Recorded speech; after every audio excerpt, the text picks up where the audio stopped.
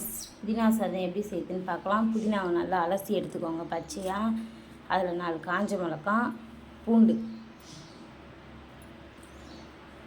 இதை போட்டு அரைச்சி எடுத்துக்கலாம். புதினாவை அரைச்சி எடுத்தாச்சு. இந்த புதினாவை எப்படி வதக்கி நம்ம சாப்பாடு கிளறலான்ட்டு பார்க்கலாம். பானை நல்லா காஞ்சிச்சு. காஞ்ச உடனே தேவையான எண்ணெய்,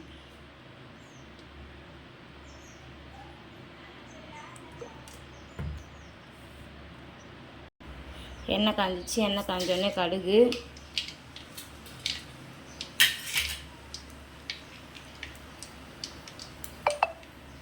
கடுகு நல்லா பொரிஞ்சிச்சு. பொரிஞ்ச உடனே கடுகு பொரிஞ்சோடனே மல்லாட்டைப்பயிறு நல்லா செவந்த உடனே காஞ்ச மிளகாய் நல்லா செவந்துச்சு. நம்ம அரைச்சி வச்சுருந்து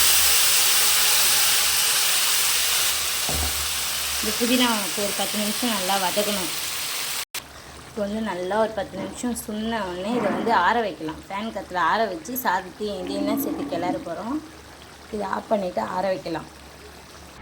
ஏற்கனவே சாதம் வடித்து ஆற வச்சுருக்கேன். இதில் புதினா சட்னி கொஞ்சம் ஆறின உடனே கொஞ்சம் கொஞ்சமாக மிக்ஸ் பண்ணி இதை கிளறலாம். புதினா சாதம் கிளறி வச்சு இது ஒரு 10 நிமிஷம் அப்படியே ஊற வைக்கணும்.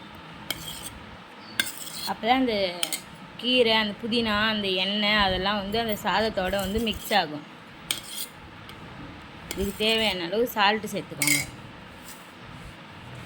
பாய், புதினா சாதம் ரெடி.